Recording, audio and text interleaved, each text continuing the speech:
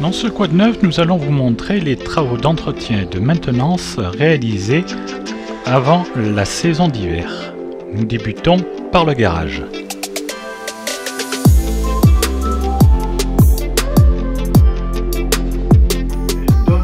Je suis monsieur Ouedraogo Nazer, le chef du garage à Isola 2000 pour les dameuses, le parc automobile et les machines de TP également et les motoneiges. Donc je suis au garage depuis 1991 comme saisonnier et 92 comme permanent. Là, on est devant une machine. C'est quoi comme machine? C'est une machine qu'on appelle Papa Mobile parce qu'elle a la cabine en plus qui prend les pisteurs pour amener le matin pour faire les déclenchements d'avalanche en sécurité. Donc avant, on avait une machine de prêt qui est celle d'un commerçant qui nous prêtait pour qu'on puisse amener les gens en sécurité, nos personnels surtout. Et là, on a investi cette année par le bien du syndicat mixte, qu'on a eu cette nouvelle cabine qui est entre 75 000 et 100 000 euros pour la cabine seulement. La machine, on l'avait, donc c'est une vieille machine qu'on a utilisée parce qu'avec le treuil, il faut que ça soit le châssis renforcé pour mettre les cabines dessus. Donc là, elle est en sécurité, cette machine, avec la cabine, et la cabine, elle reste dessus tout le temps. Voilà. Et donc, on fait les révisions de cet été pour l'hiver prochain. Voilà. Donc, la machine qui est là, c'est une Piston Billy 600. Donc, nous avons le parti moteur, l'alternateur, et puis la fixation de la cabine qui est là, qui est nouveau, avec les pompes hydrauliques qui fonctionnent là, pompe de marche droite et pompe de marche gauche qui est là-bas. Et là, c'est les pompes de treuil, on ne l'utilise plus parce qu'on a enlevé le treuil pour pouvoir mettre la cabine. Voilà. Donc voilà, et là on fait les révisions des pompes, des flexibles, qu'on en a changé hier pas mal parce que ça frotte et il y a de l'usure et en même temps elles peuvent tomber en panne en pleine exploitation. Et quand elles tombent en panne, elles sont obligées d'être changées sur place parce que c'est les flexibles de marche des barbotins qui sont là, c'est ça les barbotins de la machine, c'est ça les barbotins, et c'est ça qui fait avancer la machine. Les roues, c'est juste pour guider dans la chenille. La force est sur les barbotins avec des moteurs. Là, ça s'appelle une chèvre qui accroche la fraise de la machine. C'est ça qui permet de damer par derrière pour que les pistes restent lisses et propres. Donc voilà, et on a la force qu'on y va en dessous pour pouvoir bien travailler en sécurité, changer nos flexibles qui sont usés ou qu'il ne faut pas qu'ils frottent. Et si ça commence à être un peu cassé, on les change pour de prévention. C'est surtout beaucoup de prévention pour qu'on ne soit pas pénalisé en pleine exploitation. Voilà. Donc c'est une nouvelle cabine qui est une cabine ROPS. ROPS, ça veut dire que même si la machine un jour elle chavire, au moins ceux qui sont dedans, elles sont en sécurité parce qu'il y a une armature qui est construite avant d'être fabriquée là. Voilà. Et là, je suis en train de faire la révision de la machine et en même temps, je mets mes flexibles à leur place pour que tout ça tient bien et que ça évite de casser dans l'hiver. On disait que l'hiver, surtout, il fait froid. Donc, comment elles sont chauffées, les cabines? La cabine est chauffée par un moteur Webasto qui est conçu à la fabrication directe avec la cabine. Donc on fait le remplissage de gasoil là et tu enclenches le chauffage dedans. Il y a un bouton. En même temps, ça envoie de l'air chaud et ça aère sur le côté qui est ici. Sortie du moteur Webasto. Et il y a des bouches d'aération qui sont là. Là et là. De la cabine, comme ça enlève la buée et ça met de la chaleur dedans. Voilà. En plus. Et en même temps, voilà, cette cabine est conçue avec un panier qui vient se fixer là et là, qui est pour mettre les skis. Les skis des pisteurs qui vont partir très tôt le matin, parce qu'ils redescendent en ski quand ils finissent de déclencher, pour voir les coulures, si ça s'est bien passé, si... Voilà. Donc, les skis sont posés dedans, pas dans la cabine. La cabine, elle est que assise. Voilà. Et c'est une cabine de 20 places. Et chaque personne a sa ceinture de sécurité attachée assis à chaque fois. Comme la voiture. Elles sont en sécurité. Ça, voilà, ça c'est les flexibles qui sont usés, que j'ai changé sur la machine. Donc vous voyez comment c'est usé, Et ça, c'est un coup à ce que ça casse dans l'hiver en mouvement. Et donc ce sont les flexibles de marche de la machine. C'est ça qui fait la marche des planétaires que je t'avais montré tout à l'heure. Voilà, donc il y en a eu 3 qui sont usés et qui peut amener que des pannes dans l'hiver. Et des pannes très conséquentes. Parce que la machine, après, elle est mobilisée, elle est bloquée. Voilà. Voilà, on prépare l'hiver dès le mois de juin, quand on reprend, parce qu'on est en coupure. Mais à partir du mois de juin jusqu'à novembre, on est sur la révision de toutes les machines. Et j'en ai 9 dameuses à entretenir. Et chaque dameuse prend facilement minimum entre 15 et 20 jours d'entretien. Nous quittons le garage pour rejoindre le personnel des remontées mécaniques, où là aussi, de nombreuses opérations d'entretien sont en cours. Pour moi, c'est Frédéric Catio. Je suis le responsable de la maintenance et d'exploitation sur les appareils de remontée mécanique à Isola 2000.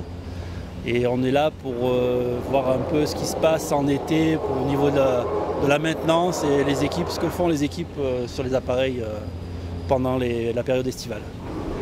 Alors, en quoi ça consiste les travaux de maintenance et à quoi ça sert? Alors, les travaux de maintenance, c'est pour remettre en état et l'entretien des appareils avant l'ouverture de la saison d'hiver. Donc la période on va dire de maintenance débute à la fermeture de la station en fin de saison d'hiver et se termine quasiment à l'ouverture suivante, en début d'hiver. Vous faites tous les travaux de maintenance sur les appareils sont effectués en interne? Pas tous. Tous les travaux annuels, visites annuelles faits par la SEM. Après, on a des visites, on va dire, on appelle ça des grandes inspections, des GI, qui sont faites au bout de 15 ans sur les appareils neufs. Donc là, on fait intervenir des sociétés externes par rapport à c'est des gros chantiers. Nous, on n'est pas équipés et puis on n'a pas le personnel adapté pour ce genre d'opération très importante. Je te remercie.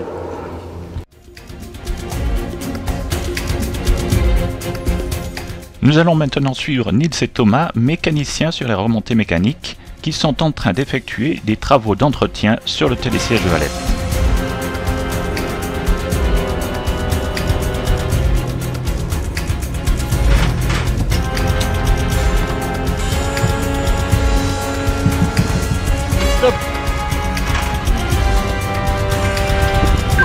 Je te rappelle, je vais faire marche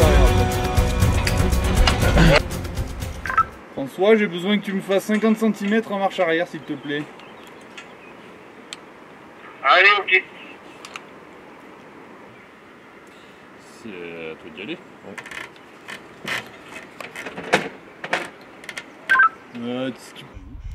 Donc là on va accrocher un appareil qu'on appelle un pull lift qui va nous permettre de soulever le câble des galets pour pouvoir contrôler les axes, contrôler les roulements, faire des graissages, et c'est ce qui nous permet de faire l'entretien de l'été en fait. Donc Thomas va me passer l'appareil, le pull lift, que je vais aller accrocher là-haut, et on va tirer le câble. Au préalable, Nils va déconnecter tous les systèmes de sécurité du balancier.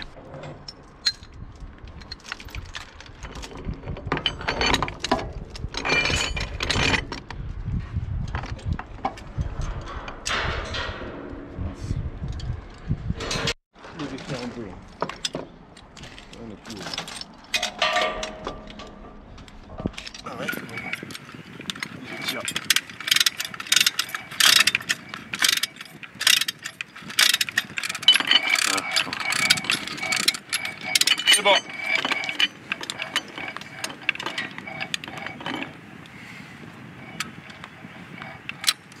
Donc c'est parti.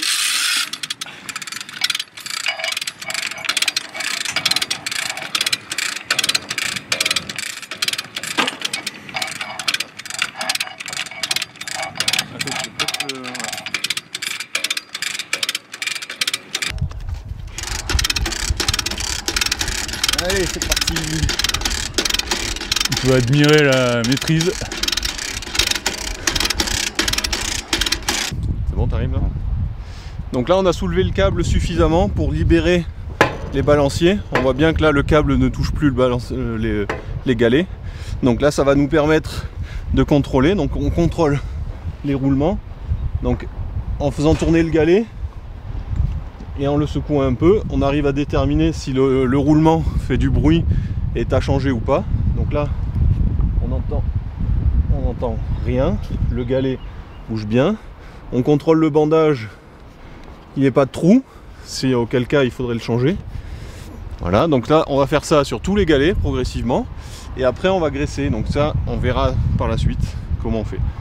Donc là pour le moment je contrôle.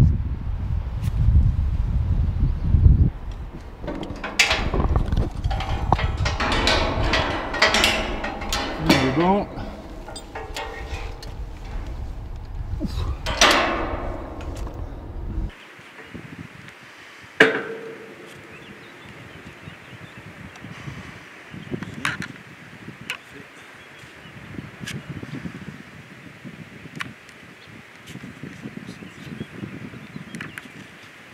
Donc là, tous les roulements et tous les bandages sont bons, on a de la chance. Donc là maintenant on va graisser les axes de balancier. Voilà, un par un. C'est bon Nils? C'est bon. Avec notre pompe à graisse électrique. Donc on a la chance, la technologie. Avant c'était manuel. Donc là, et on fait sortir la vieille graisse de l'axe. Donc là c'est bon Nils. On peut changer d'axe. Hop, je lui passe la pompe à graisse. On va tous les faire un par un.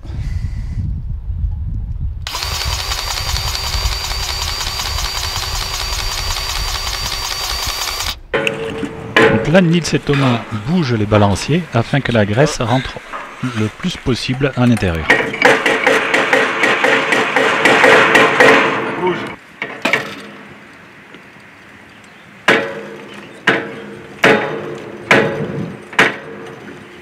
Ça permet à la graisse d'aller au maximum autour de l'axe.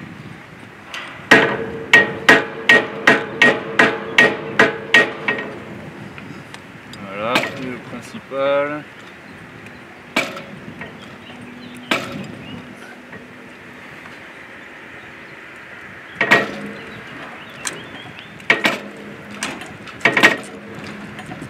Voilà. Alors une fois... Je vais rajouter un truc. Donc là pour le coup on a de la chance, on voit que l'état des bandages c'est pratiquement neuf. Du coup on n'a aucun galet à changer. Sinon il faudrait défaire le galet en défaisant la vis là pour remplacer par un galet neuf. Mais là on a de la chance, on ne doit pas le faire. Il n'y a pas une durée de vie donnée. Non, ça dépend de l'usure, c'est nous visuellement, il n'y a pas une durée de vie donné, c'est nous visuellement qui constations. Donc du coup, un appareil, plus il va tourner, plus il va s'abîmer ou pas forcément? Exactement, plus il tourne, plus il s'abîme, mais après ça dépend. Chaque pylône a une charge spécifique en fait. Celui-là il n'a pas trop de charge, donc du coup les galets ne s'usent moins comparé à d'autres pylônes qui peuvent avoir plus de charge et les galets sont amenés à plus s'user du coup. Mais celui-là ça va. Il y a des galets, des pylônes qui sont plus difficiles à... Plus difficile à faire, oui. Oui. Support compression, ce genre de choses. Support compression, et même des pylônes support comme celui-là, par exemple le pylône numéro 9, où on était hier avec Nils, c'est beaucoup plus dur à faire. Beaucoup plus dur à tirer et beaucoup plus de galets à changer. Donc là, maintenant qu'on a fini les graissages et qu'on a fait une rotation de tous les axes pour que la graisse aille au maximum sur l'axe, on va recabler donc le balancier. Parce que là, il y a quand même une énergie. On recable. Non, laisse tomber, ça va rouler.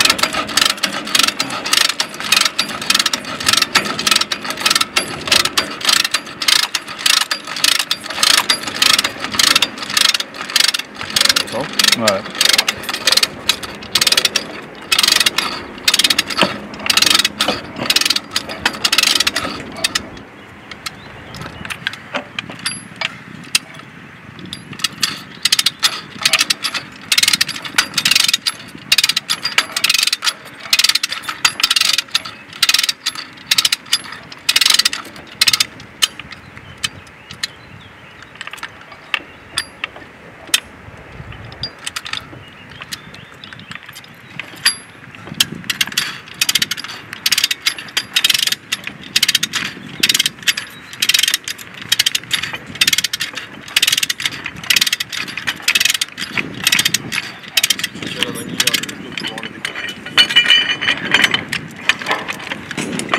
Combien ça pèse?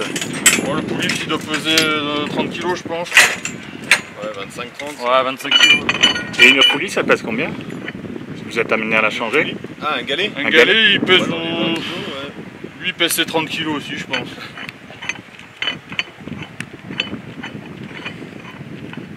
Après il y a différentes tailles de galets en fonction des pylônes, si c'est des supports compression, des compressions. Et aussi en fonction des appareils. Mercantour, il y a des galets encore plus gros. Et forcément encore plus lourd. Plus c'est gros, plus c'est lourd. Donc là on a vérifié si les roulements étaient bons, si les bandages étaient bons, on a graissé les axes. Donc on va passer à la phase de nettoyage. On va nettoyer les axes de la graisse qui est sortie pour éviter qu'elle tombe sur les sièges, sur les clients, voilà, dans la nature. Donc pour ça on a du papier et un outil très intéressant, un petit bout de bâton qui nous permet d'aller chercher la graisse dans les petits recoins où les doigts, la main ne passe pas pour essuyer.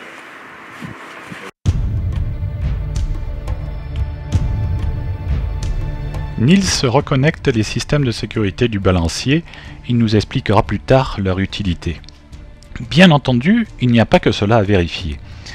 Il faut vérifier la structure des pylônes, il faut procéder également à la vérification des passerelles, le serrage des passerelles, les vibrations de l'appareil peuvent amener à ce qu'elle se desserre un peu. Il faut procéder également à la vérification de l'échelle permettant de monter sur le pylône. On vérifie aussi toutes les tresses de terre. Donc en fait tous les balanciers là, sont raccordés à la terre et au pylône par une prise de terre qui se retrouve en bas au pied du massif. Et tout ça doit être vérifié aussi en même temps. Donc là ça se voit moins, mais on a l'œil pour vérifier si les tresses de terre sont déconnectées, si elles sont cassées. Donc là tout a été tout est bon. Et donc voilà.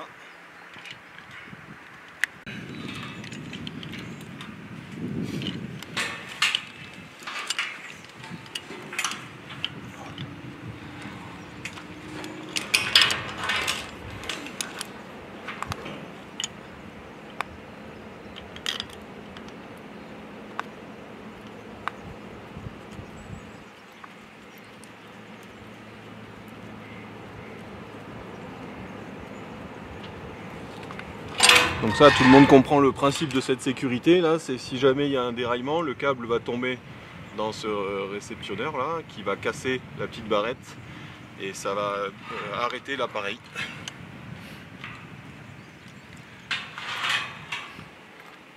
Des choses à pas oublier hein, pour pas faire d'accident. Donc là on a bien décroché le pull-lift, la manille qui s'accroche au câble, on a bien remis les sécus, tout a été graissé et dégraissé. Là le pylône, enfin pour les balanciers est terminé, on peut passer au suivant. Il s'agit là d'une partie des opérations réalisées sur l'appareil. Il faut savoir que le télésiège où nous étions comporte 20 pylônes, que suivant les pylônes le nombre de galets varie et qu'il y aura également la partie descendante à vérifier.